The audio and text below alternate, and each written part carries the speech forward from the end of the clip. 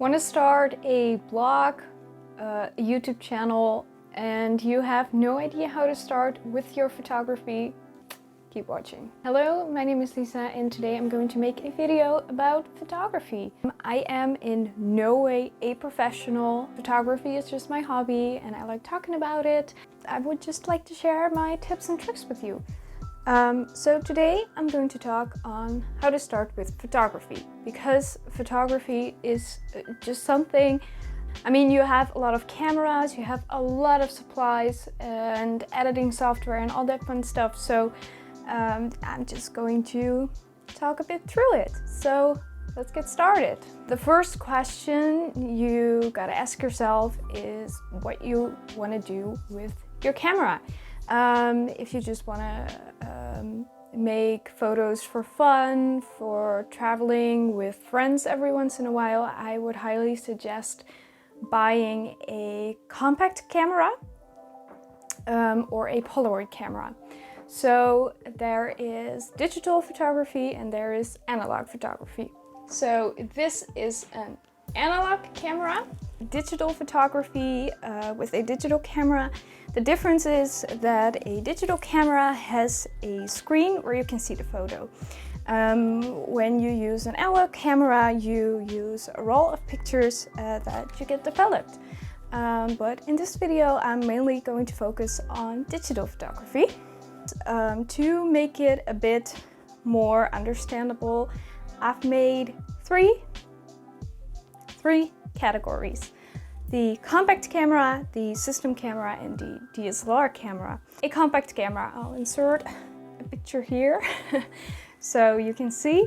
This is a camera that nearly everybody has lying around in their house, I think. It's small, it's easy to carry, it's cheap, and you can use it, like I said, for traveling or just fun pictures. The disadvantage of a compact camera is that you often cannot adjust the aperture, shutter speed, and ISO. So that was a mouthful of words. The aperture is just the blurry background, as you can see here. The shutter speed is just for like movement in your photo. You can like change the shutter speed to different objects. Basically. And the ISO, with the ISO you can add more light to your photo.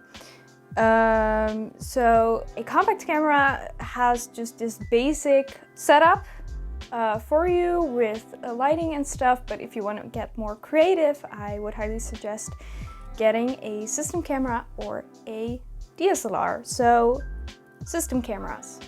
System cameras give you more creative freedom. They are a bit more expensive, to be honest. I totally admit this. Photography is not a cheap hobby. But the difference with a compact camera and a system camera is that a system camera gives you the opportunity to change lenses. The settings are also changeable, just the aperture, shutter speed, ISO. You can change lenses, but the big difference between a system camera and a DSLR camera, system camera has a digital screen behind the lens, and a DSLR camera, I can show you after filming this, has a mirror. The inside of the camera just works different. Yeah, system cameras are lighter to carry. To be honest, I like most of the time I use my DSLR camera for basically everything. I just change my lenses. So a big lens for you know, nature photography, wild photography, and the 50mm lens, for example, for shooting this kind of videos. Let's talk DSLR. DSLR. I love these cameras. I want to give you an example because photography is like cooking. You can buy a simple meal that you can throw in the microwave, and that's just the same as a compact camera. But with a DSLR, you get much more creative freedom. And you have to mix the ingredients. You have to know what you're doing in order to make a meal. There are a lot of DSLR cameras on the market as well as lenses. Lots of different cameras. If you're just starting out, I would highly suggest buying the 1100D camera. That's a model of Canon. I am only experienced with Canon DSLR camera, so I would suggest 1100D. It's around 200 euros, I believe, which is not cheap, but it's much cheaper than most DSLR cameras, Canon cameras. Most like cheaper DSLR cameras are cropped. They have a cropped sensor, which means, yeah, it just gives a more cropped look. The full frame cameras are much wider. The king of DSLRs are really full frame cameras. Super expensive, around 2,000 euros. And they use different lenses. The mostly the other professional lenses with a red ring around it. That's called an L lens. Choose whatever fits your needs best. Another thing I would like to say is just experience, practice a lot, because that is going to teach you how to get better at photography. Also, watch tutorials. I really like to watch Digital Ref TV.